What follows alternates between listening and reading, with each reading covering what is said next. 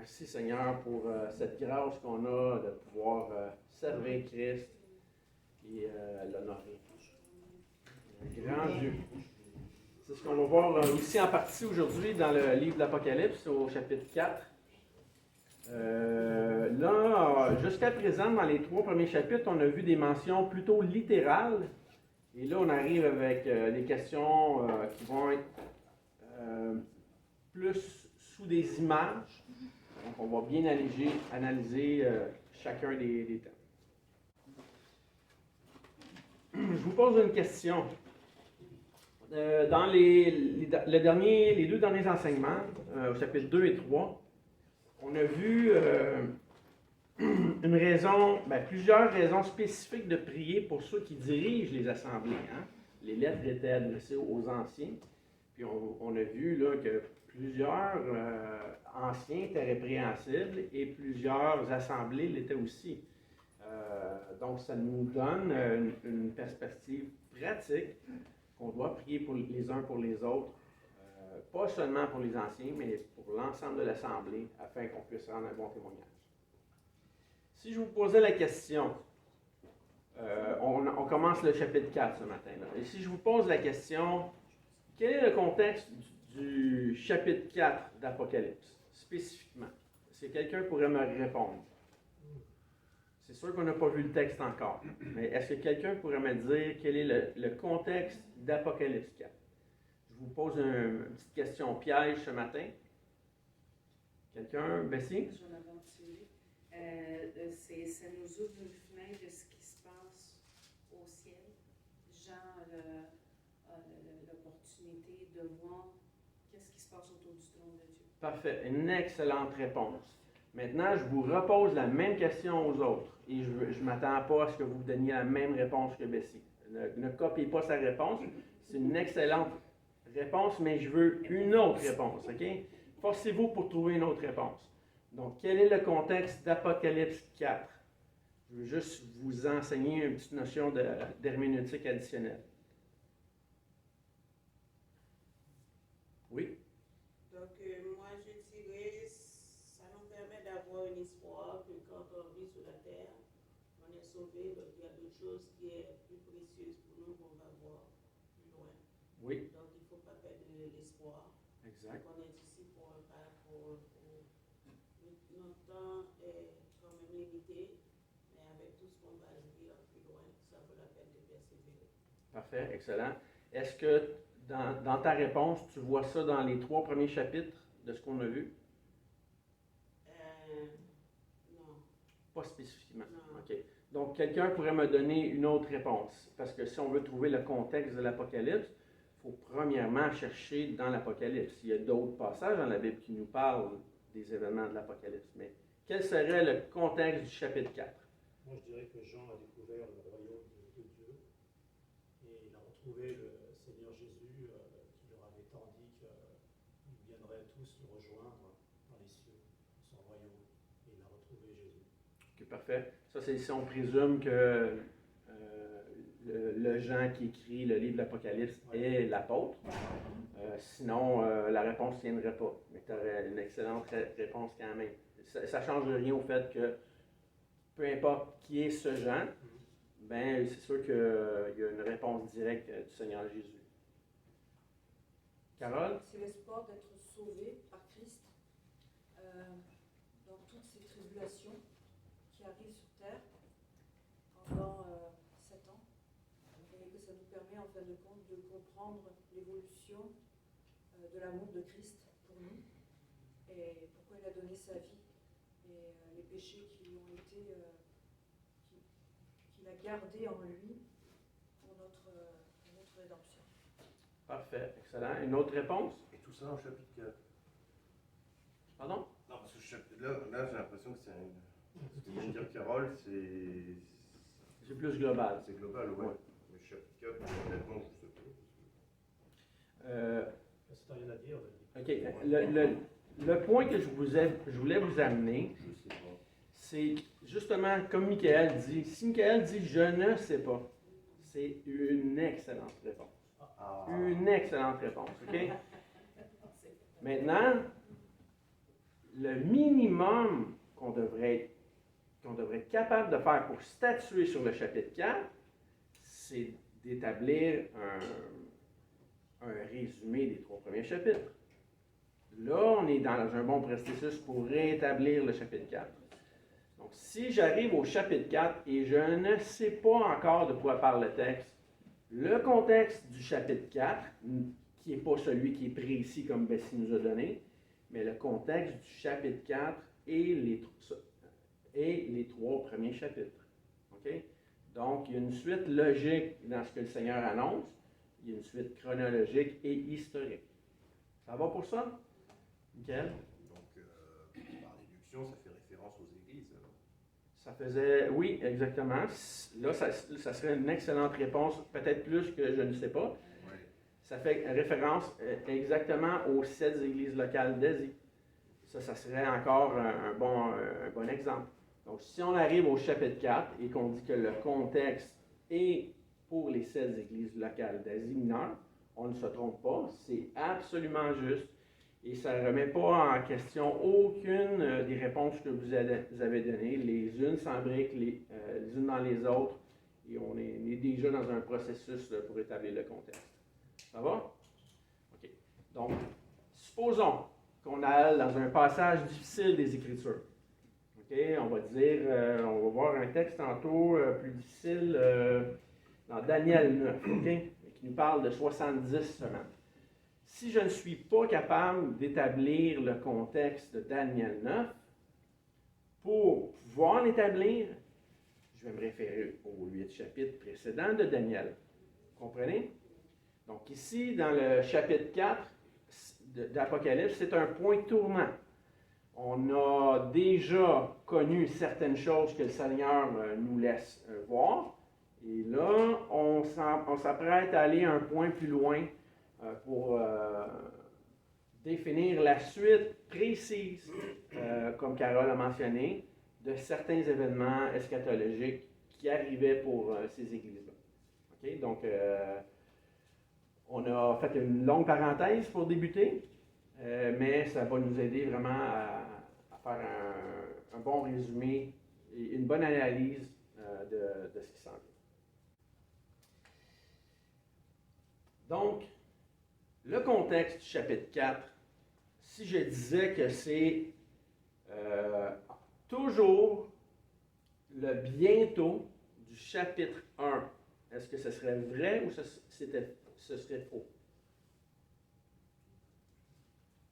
Vous vous souvenez, au chapitre 1, Jésus disait je te laisse voir les choses qui arriveront bientôt. Le texte qu'on avait vu mentionnait de quelque chose qui était imminent.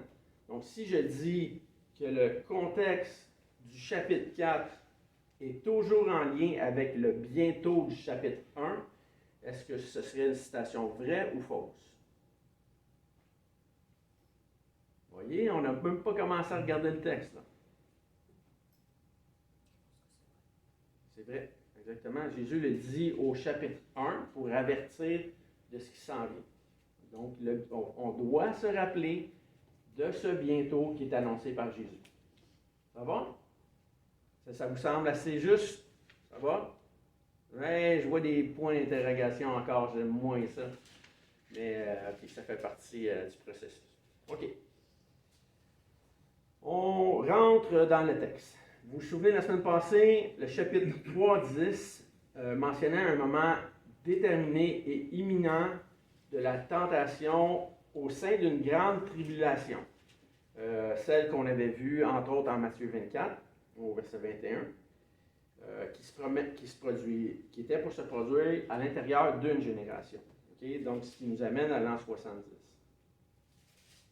L'Église d'Asie, évidemment, est épargnée. Okay?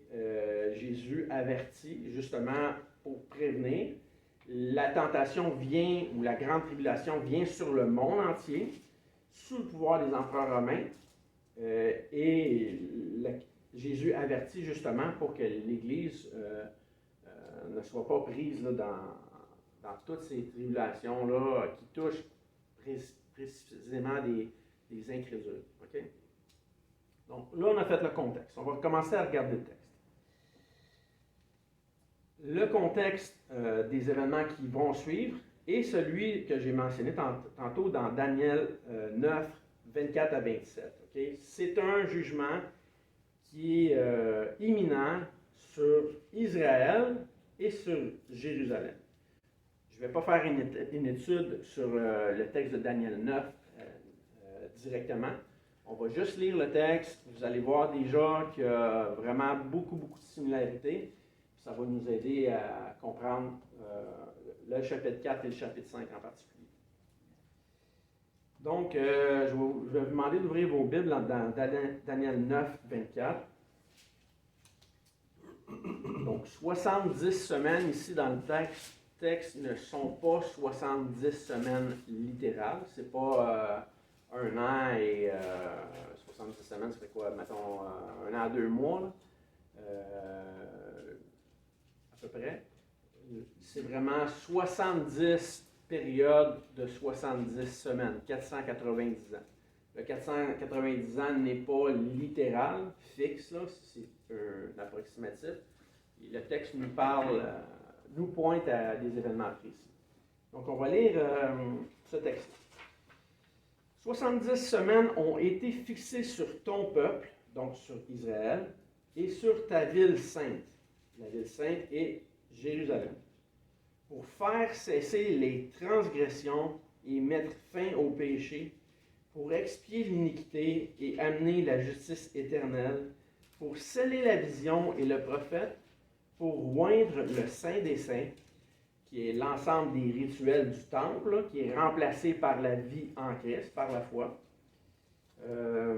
Donc, jusqu'à présent, 70 semaines qui pointent à un jugement sur Israël. Vous voyez ça déjà dans le texte, là? On continue le texte. Le peuple d'un chef qui viendra détruira la ville, donc toujours la même ville qu'on parlait tout à l'heure, la ville sainte Jérusalem, et le sanctuaire. Donc la ville est détruite et son sanctuaire, le temple, et sa fin arrivera comme par une inondation. Donc c'est vraiment soudain. Il est arrêté que les dévastations dureront jusqu'au terme de la guerre. OK? Ça fait beaucoup de contenu, là. Je ne rentre pas dans l'enseignement spécifique de tout ça. Je ne veux pas décrire les 70 semaines, mais on voit déjà qu'en Ézéchiel, il y avait, en Daniel plutôt, il y avait des événements qui étaient prédits, qui faisaient en sorte que Jérusalem et Israël devaient être jugés. Avant qu'on ait commencé le cours sur Apocalypse, je vous avais donné un texte précis à lire, qui est celui d'Ézéchiel 16. Je ne sais pas s'il y en a qui ont déjà lu le texte. On ne le verra pas aujourd'hui. Vous avez encore la chance de le lire à la maison.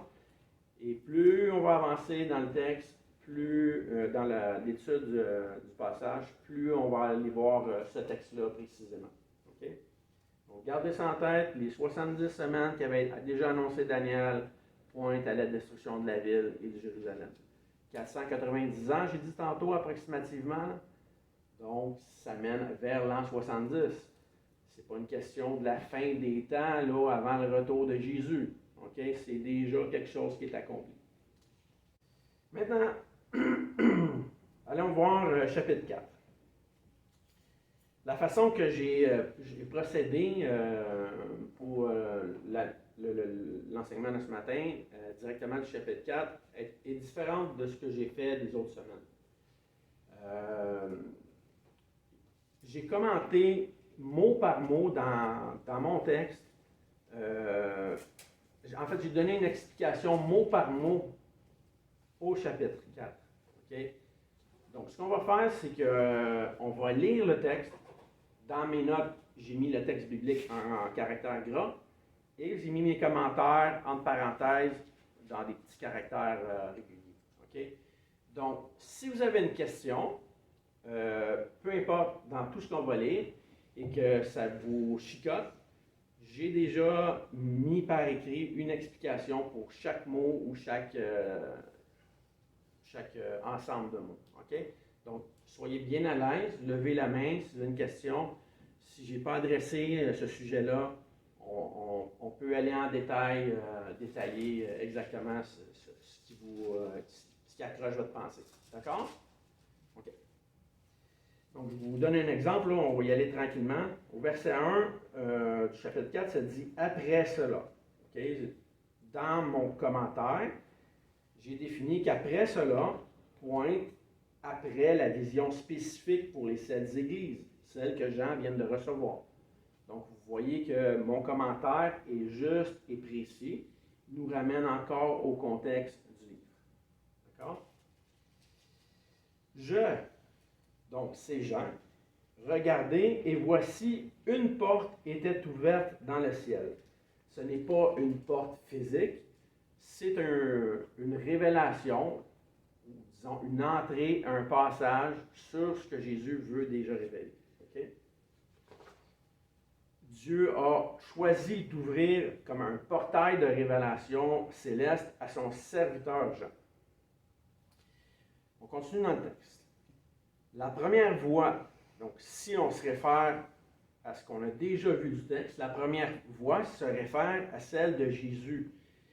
Jean dit, celle que j'avais entendue comme le son d'une trompette. On avait vu ça dans Apocalypse 1, 10. Okay? La voix de Jésus n'est pas une trompette. Jean n'entend pas le son d'une trompette. Il entend la voix de Jésus forte, puissante, comme une trompette. OK? Ça va pour cette image-là? Vous tous la comprenez bien? D'accord. Vous allez voir, il va y avoir plein d'images dans le texte qu'on va lire. Et il ne faut pas s'arrêter à penser que toutes ces images-là, en fait, que tous ces mots sont littéraux.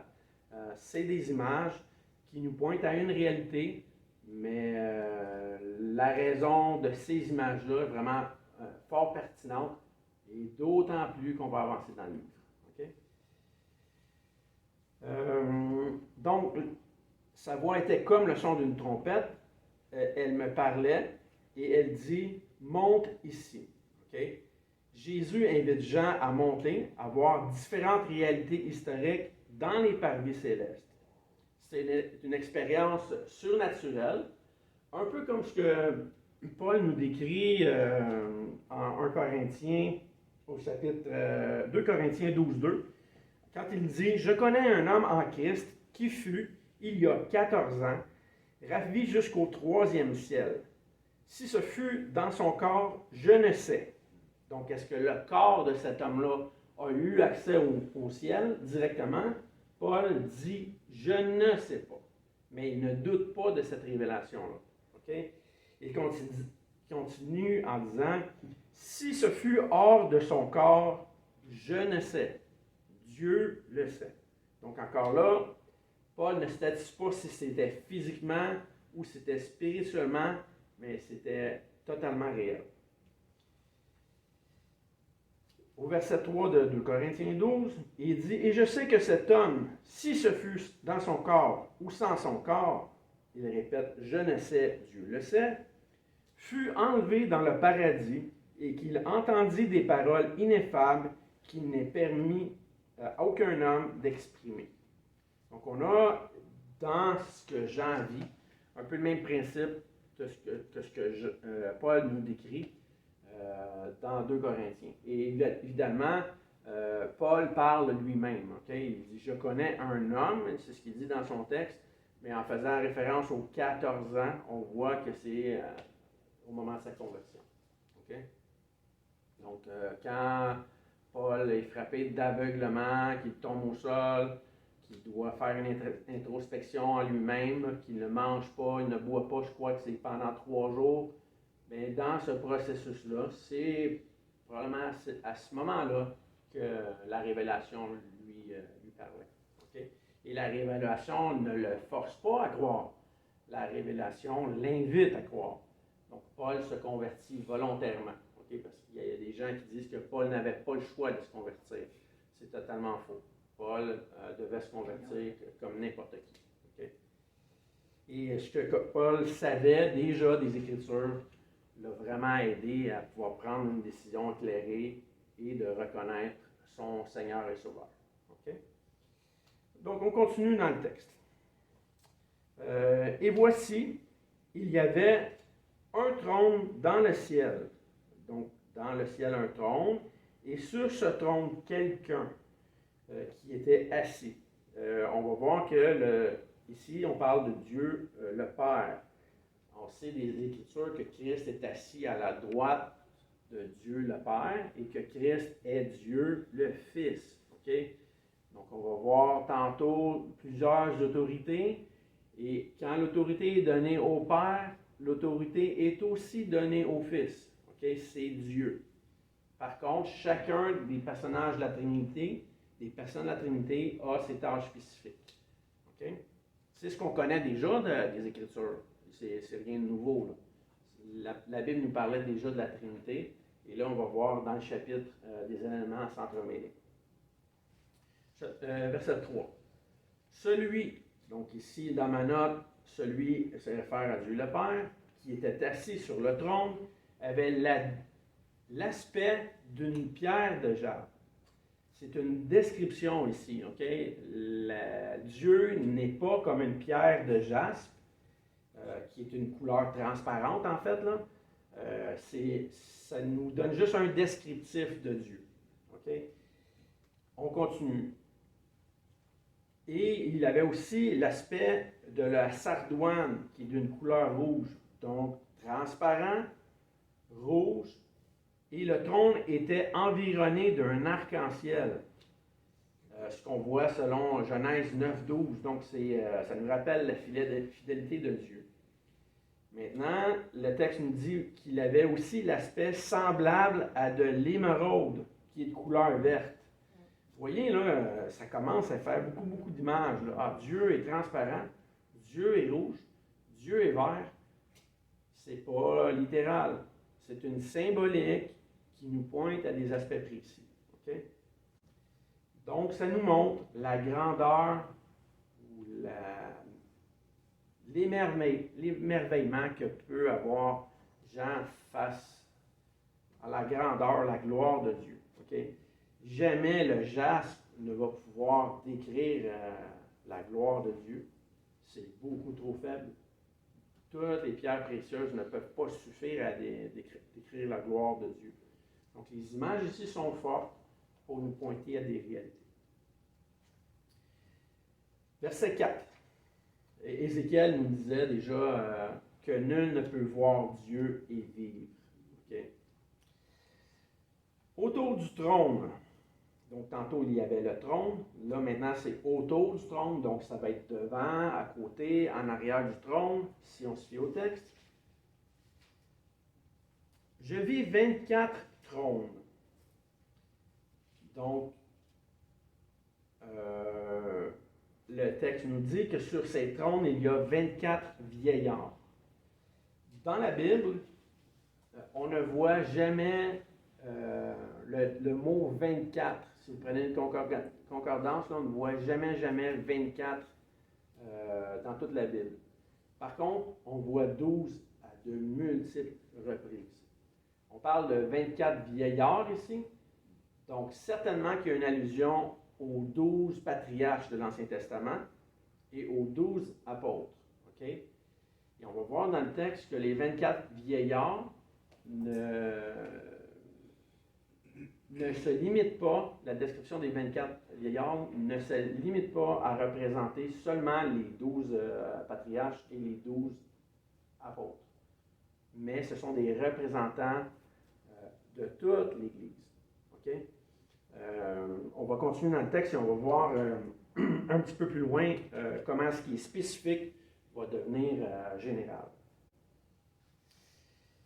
Jésus avait dit, « Celui qui vaincra, je le ferai asseoir avec moi sur mon trône » au chapitre 3, verset 21, dans ce qu'on avait déjà vu pour une église locale.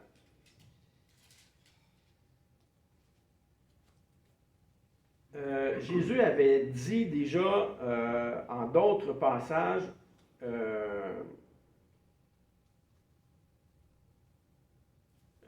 excusez, dans mes notes, j'ai parlé des couronnes, là, on va aller voir les couronnes un petit peu plus tard. Là. Les trônes ne sont pas réservés dans le ciel seulement aux 24, mais à tous les saints. Les saints vont juger avec Christ les nations. Donc, il y a un aspect commun ici, au-delà de la question des 24. Le texte dit que les 24 étaient assis. Ce qui est pertinent dans le texte, ce n'est pas qu'ils soient assis, mais c'est qu'ils disposent d'une autorité. Assis ou debout, ils ont la même autorité.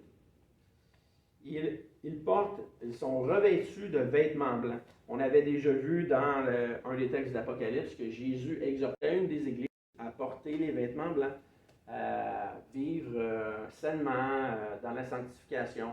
Donc les vêtements blancs encore, les vêtements de fin lin qu'on va revoir dans le texte, nous parlent de la justice du croyant qui repose sur Christ et non sur les œuvres spécifiques de chacun. Et sur leur tête, des couronnes d'or. L'Église est couronnée, non seulement les 24 anciens. Donc, si on regarde dans 2 Timothée 4:8, le texte nous parle de la couronne de justice qui est réservée à ceux qui persévèrent et à ceux qui aiment l'avènement de Jésus. En 1 Corinthiens 9, on nous parle d'une couronne incorruptible qui est réservée aux persévérants victorieux. En 1 Pierre 5, la couronne incorruptible de gloire est réservée aux anciens, aux bergers. Paul dit même, vous êtes notre couronne de gloire en 1 Thessaloniciens 2:19, en parlant des gagneurs d'âmes. Apocalypse 2 et Jacques 1 nous parlent de la couronne de vie qui est réservée pour les martyrs et ceux qui supportent la tentation, l'épreuve. Donc ici, les couronnes, oui, sont données aux 24, mais au sens plus large, vont être données à toute l'Église. Donc on prend le temps de définir chaque terme ici pour que quand on arrive dans les autres chapitres, ces termes-là ne soient plus pour nous des problématiques. C'est clair, oui, il y a un privilège qui est donné aux 24, qui est le même pour l'ensemble de l'Église. Ça va pour ça? OK. Jamais dans la Bible, les anges n'ont été... jamais la Bible ne dit que les anges vont porter des couronnes. Les couronnes sont réservées aux hommes. Maintenant, les couronnes ne sont pas... c'est pas discriminatoire, là. Les couronnes ne feront pas en sorte que les hommes vont être supérieurs aux anges. Les cieux et la terre vont être réunis ensemble dans une pleine unité. Donc ici, il ne faut pas voir que les couronnes sont, bien que spécifiques aux hommes, sont quelque chose qui vient restreindre les droits, disons, ou la justice face aux anges. Okay. Oui, Sœur, vous avez une question? Oui. Oui. Donc, les vieillards, ils ont des couronnes. Nous aussi, on va avoir des couronnes.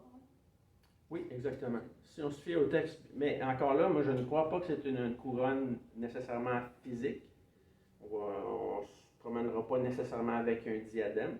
La couronne, selon moi, fait plus référence au pouvoir qu'on a en Christ, à l'autorité de juger ou d'approuver ou d'attester même la pleine justice de Christ.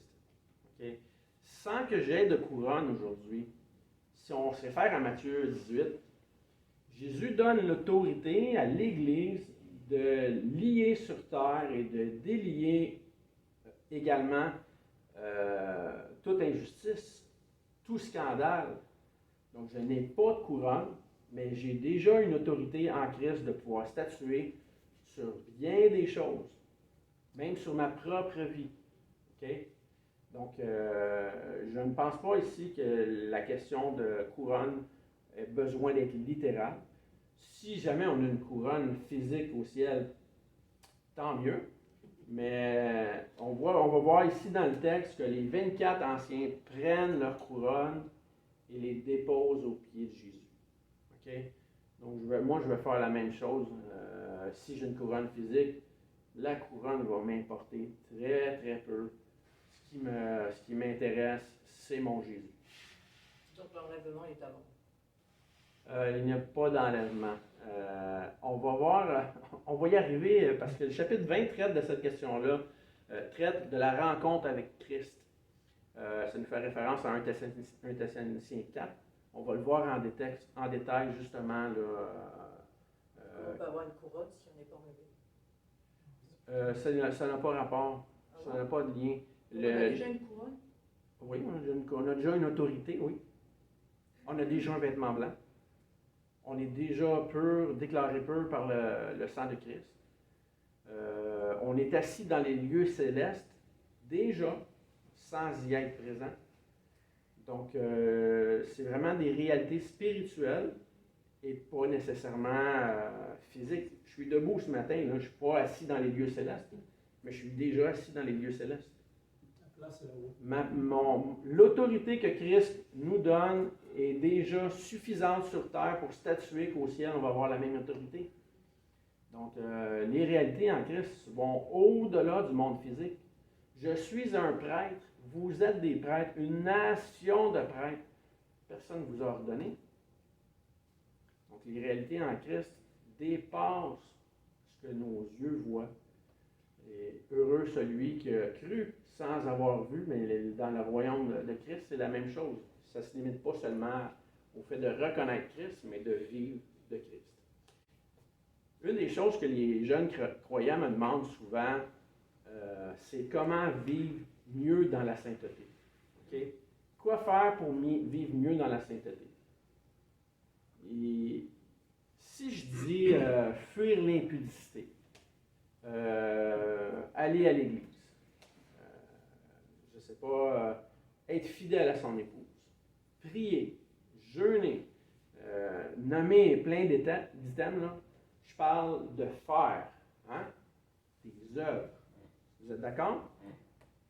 Si je limite ça, si je condense ça en disant vivre en Christ, oh mon ami, que ça devient bien plus simple. Ça ne veut pas dire que tous les éléments que j'ai énumérés, je ne dois pas les faire, mais mes œuvres reposent sur Christ. Donc, pour vivre dans la sainteté, je vais tenter de faire tout ça en m'appuyant sur Christ et non en m'appuyant sur ma propre justice. Et si je veux vivre en Christ, ça va être beaucoup plus facile d'aller à l'église les mercredis. Ça va être beaucoup plus facile d'aller, mettons, à une réunion de prière le vendredi, faire un temps de jeûne, je ne sais pas, 3 jours d'affilée, parce que ma justice repose en Christ. Okay? En lui, vous avez, la Bible nous dit, donc pas en moi, mais en lui. Donc vous voyez que les perspectives spirituelles jouent vraiment un impact majeur sur le développement même du chrétien. D'accord? Oui, Bessie? Juste pour compléter sur ce que tu dis, comme ça nous dit dans Galates 5:22, on parle de fruits de l'esprit, non d'œuvres. Exact.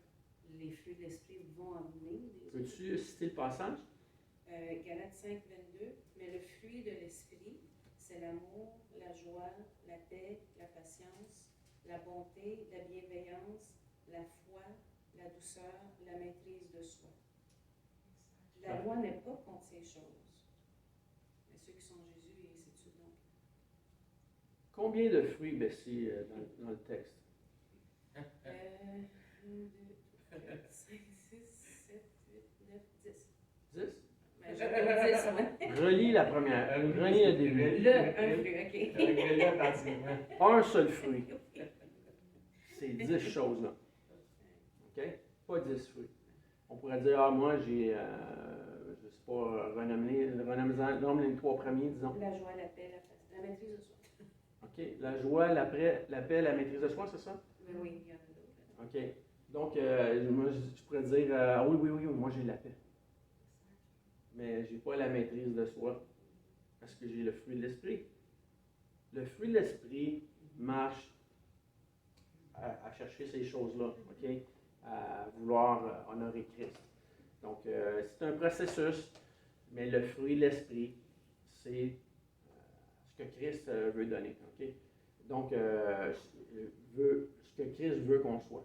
Beaucoup de gens vont chercher des éléments extérieurs en disant, oh, moi, c'est les dons. Les dons. Mon ami, les dons, là, c'est pas le fruit de l'esprit. Le fruit de l'esprit.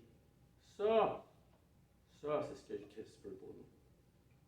Si tu n'avais pas de don, est-ce que tu marcherais quand même selon le fruit de l'esprit? Ça, c'est primordial. Okay? Trop d'emphase sur des choses secondaires, bien qu'importantes. Les dons sont très importants. Mais le fruit de l'esprit, c'est ce qui nous distingue et qui nous fait ressembler à Christ. OK? Donc, on continue dans notre texte. On est rendu au verset 5. Donc, du trône de Dieu sortent des éclairs, des voix et des tonnerres. Encore là, est-ce que ce sont des aspects littéraux? Selon vous? Disons que oui. Disons que oui. On va dire que oui. Qu'est-ce que ça apporte qu'il y ait des éclairs et du tonnerre qui sortent du trône de Dieu? Absolument rien. Absolument rien. Ça nous démontre encore la pleine autorité de Dieu. Dieu est tout-puissant. OK? Les éléments ne peuvent même pas encore rendre témoin de sa gloire. C'est un bref, une ombre de la gloire de Dieu. OK? Donc, si on met une emphase vraiment grande sur ces choses-là, sur, mettons, les éclairs et les tonnerres, on passe à côté du point. Okay? Ça nous disait, justement, dans ce qu'on vient de lire, que du trône sortent des éclairs et des voix. C'est quoi ça, des voix ici? Du trône de Dieu sortent des voix, selon vous? Ça veut dire que Dieu est au contrôle? Des sons. Pardon? Ce sont des sons, les voix, ce sont des sons. Oui, c'est sûr que c'est un bruit, c'est sûr que c'est un son. Selon vous, ça pourrait être quoi? Ça peut être flou, hein, si on veut le définir, ça pourrait être flou. C'est peut-être des louanges. Ça pourrait être des louanges.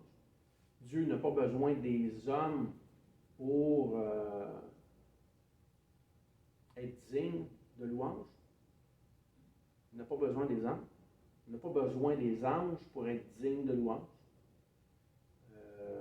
Dieu était parfaitement complet, très bon terme, avant même que les anges ne soient présents ou avant même que les hommes ne soient présents. C'est vraiment par amour, par bonté que Dieu a créé, pas par besoin. Okay? Donc, les voix pourraient être déjà juste un préambule de ce que Dieu est lui-même. C'est pas un signe d'orgueil. Dieu est absolument digne de toute gloire, tout honneur. Et on voit dans le texte que devant le trône brûlent 7 lampes ardentes, qui sont les 7 esprits de Dieu.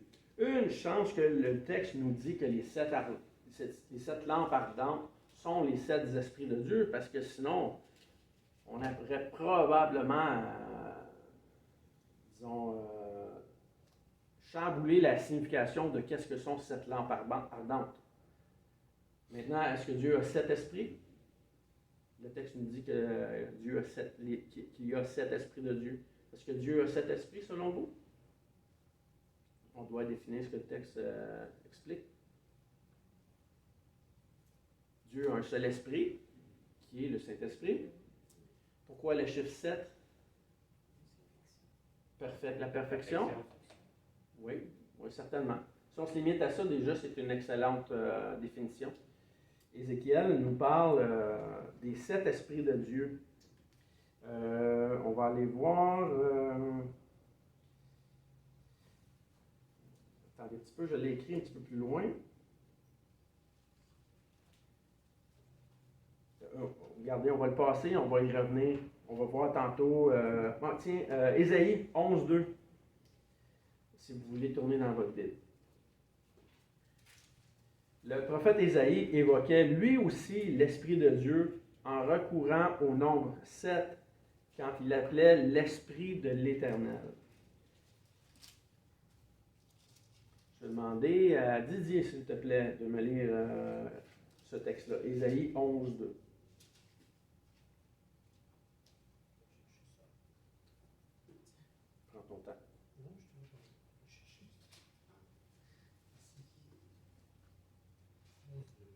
Tantôt, on a parlé le fruit de l'esprit, puis il y avait 10 critères.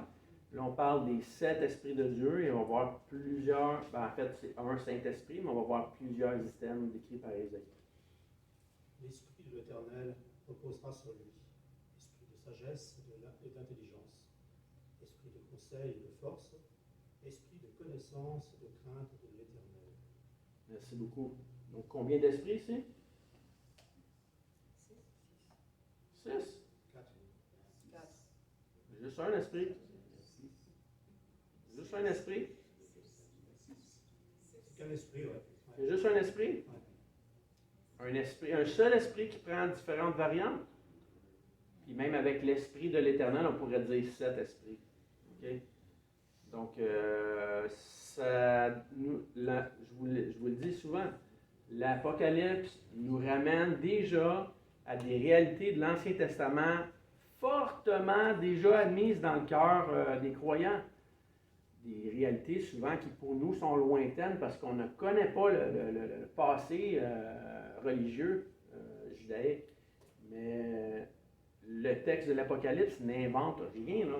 La majorité des images dans le livre nous ramènent déjà des choses connues.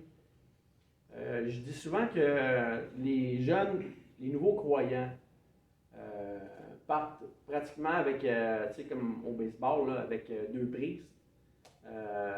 Parce qu'on a très peu de connaissances religieuses du monde biblique en se convertissant.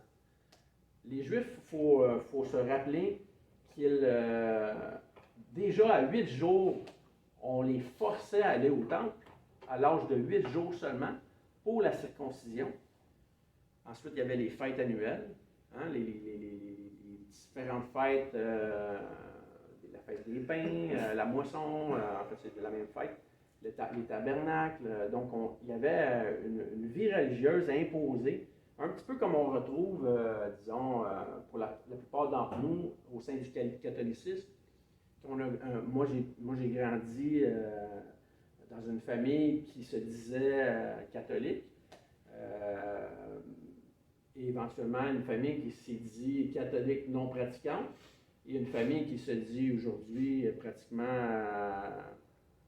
non pratiquante et non catholique. Donc mon passé en tant que jeune enfant, ben, c'était d'aller à la communion, c'était d'aller prendre l'hostie mélangée avec une forme de vin. C'était de regarder le tabernacle en avant où Dieu habitait, mais il n'habitait pas le reste de l'Église. Même si Jésus était là sur la croix, mais il habitait le tabernacle. C'était d'aller allumer une petite chandelle pour faire une prière. Ça, c'était mon contexte religieux. Mais chez les Juifs, il y avait le même principe.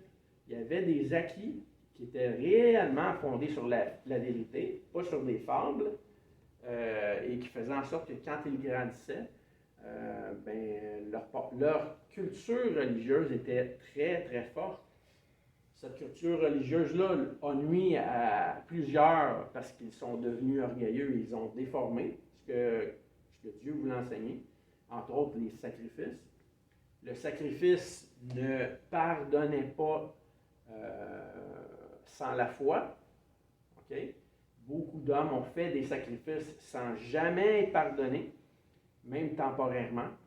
Mais le contexte religieux pouvait être quelque chose de bénéfique ou quelque chose qui amenait à l'erreur. Donc, on a la même chose dans la pratique. Dans la pratique religieuse, là, on a la même contrainte. Là. Des fois, ça nous amène loin même de l'Esprit de Dieu. Donc, vous avez compris que les 7 esprits de Dieu ici sont un seul esprit, mais les caractéristiques qui sont données sont vraiment variées et sont vraiment précieuses. Okay? Donc, il n'y a rien de mystique dans la question des 7 esprits de Dieu. C'est vraiment quelque chose de très simple. Il y a un seul esprit, mais le chiffre 7 nous est donné encore comme une perfection là, et comme quelque chose de parfait. Okay? Je vois pas bien l'heure à l'arrière, je ne sais pas. Hein. On a encore un petit peu de temps? OK. Il y a une question. Oui. Concernant ce que l'on a lu là, sur l'esprit, La première phrase résume tout. Il n'y a qu'un seul esprit, il y a marqué l'esprit de l'Éternel reposera sur lui. Et donc s'il y en a d'autres, il y a marqué les esprits. Exactement. Comme le fruit, tantôt on a vu, c'est pas les fruits de l'esprit, c'est le fruit avec plusieurs descriptifs. C'est un excellent point. Oui. L'esprit de l'Éternel reposera sur lui. Un seul esprit. Et l'esprit de l'Éternel repose sur qui? Sur nous. Oui, indirectement. Mais précisément, dans le texte? C'est votre texte sur Christ. Oui, sur Christ, c'est ça exactement. L'Esprit de l'Éternel, c'était une promesse, c'était une prophétie sur le Sauveur qui devait venir. Okay? C'est un complément de ce qui est déjà dit dans Genèse 3 par rapport à la postérité d'Ève là, qui doit mordre, qui doit écraser la tête du serpent. Okay?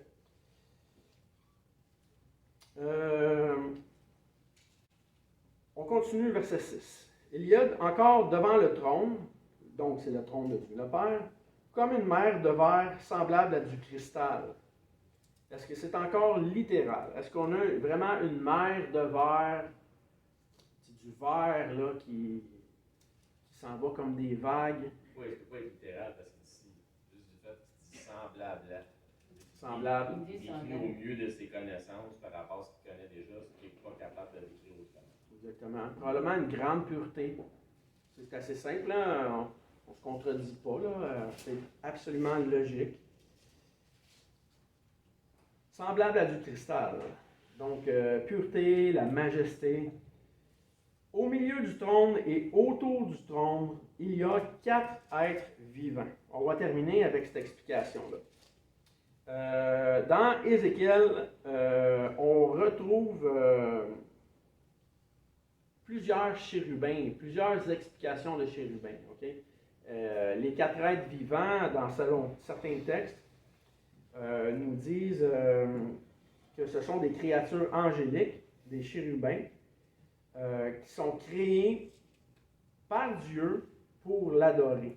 C'est ce qu'on voit même dans le texte au verset 9. Le verset 9 dit « Quand les êtres vivants rendent gloire et honneur et action de grâce à celui, donc Dieu le Père, qui est assis sur le trône, à celui qui vit au siècle des siècles. » Donc, dans Ézéchiel, entre autres, chapitre 1, verset 5, 22 et 26, chapitre 10, 20, on retrouve des chérubins qui adorent Dieu. Okay?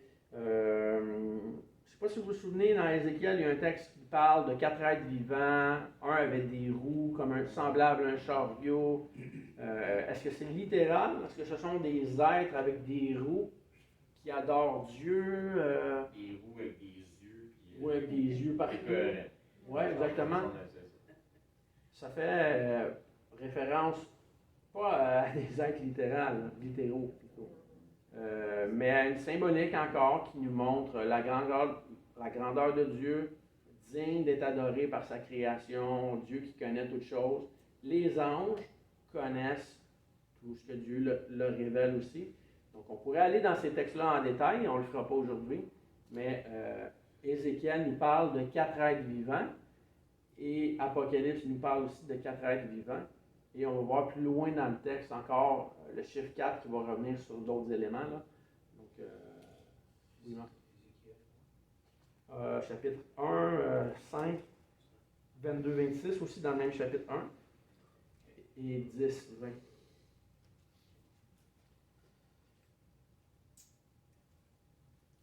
Donc, le texte nous parle au milieu du trône et autour du trône. Au milieu du trône, 4 êtres. C'était pas Dieu qui était assis sur le trône. Comment ça, maintenant, il y a 4 êtres au milieu du trône? 4 condensés dans un milieu. C'est quand même incroyable, hein? C'est un gros trône. Ah, c'est un gros trône bien centré, hein? Et ces 4 êtres vivants sont remplis d'yeux devant et derrière. Wow! Des anges avec des yeux partout. Wow! C'est incroyable, hein? De haut en bas. C'est quand même...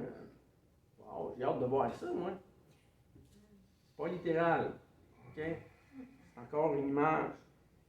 Les anges contemplent Dieu constamment. Ils perçoivent et reçoivent de lui. Ils ont une connaissance de Dieu dans sa sainteté. C'est assez simple comme texte. Donc, il ne faut pas chercher à regarder tout ce qui nous est dit comme étant quelque chose de littéral. On est beaucoup plus édifié en regardant la généralité qu'en pensant à quelque chose qui serait spécifique. En regardant des images de façon spécifique, on risque, comme j'ai déjà entendu quelqu'un dire que lui, il prenait la Bible toute littérale. On va avoir de la misère tantôt, je crois que c'est au chapitre 13, quand ça va nous parler d'un dragon rouge avec 7 têtes, 10 couronnes. Si c'est littéral, j'ai hâte de voir ce dragon-là, moi aussi. Mais le texte va définir qui est le dragon ancien et on va être capable de cheminer dans ceci. Ça va pour ça? Donc, je pensais pas je pensais pas attendez un petit peu, comment je vais dire ça? Je ne pensais pas que le chapitre 4 aurait pris